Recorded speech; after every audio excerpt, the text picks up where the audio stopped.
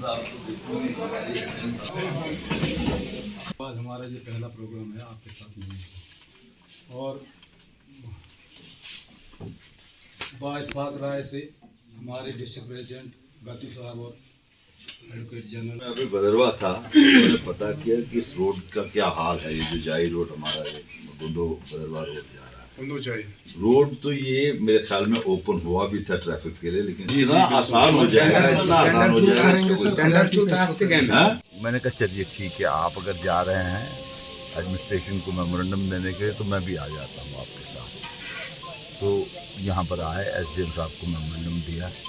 تمام لوگوں نے میرے خیال میں اپنی سیٹسفیکشن کے مطابق ایس ڈی ایم صاحب کو ساری بات بتائی، جہاں جو پرابلم، روڈ کی پرابلم تھی،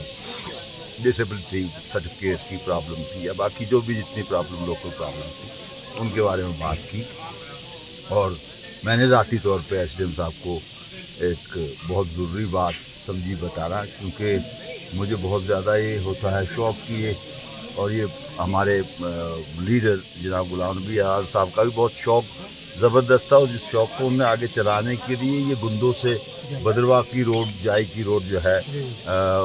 اس پہ کافی انہوں نے شروع بھی کی، اور بہت تیزی سے، بہت رفتار سے اس کو مکمل کروانے کی کوشش بھی کی، لیکن پھر بعد میں جب وہ چیف منسٹر نہیں رہے تو وہ تھوڑا ڈھیلا پڑ گیا مسئلہ۔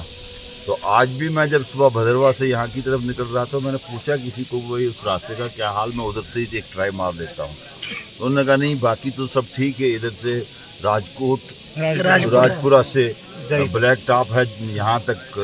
گندو تک، لیکن وہاں سے 10 کلومیٹر کا فاصلہ لگ بھگ جو اس کو لے جاتا ہے، جائی کے ساتھ کنیکٹ کرتا ہے۔ جو روڈ ہے یہ پڑتی ہے گندو ڈویژن میں،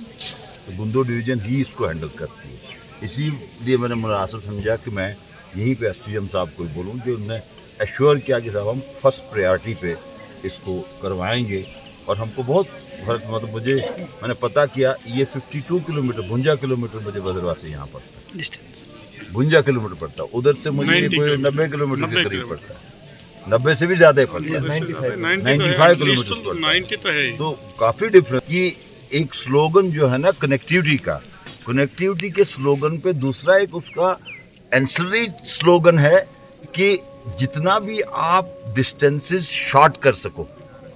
یہ دیکھیے آپ اتنے بڑے بڑے ٹنل بن رہے ہیں، اگر وہاں پہ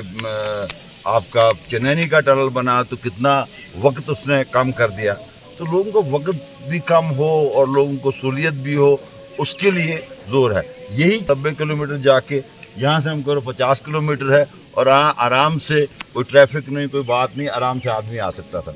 لیکن بدقسمتی سے وہ 8-10 کلومیٹر چھوڑا گیا ہے۔ یہاں پر میں نے پہنچ کے چھوٹے چھوٹے مسئلے جو لوگوں کے ہوتے ہیں، جو بیچارے یہاں پہ، ایک چیز میں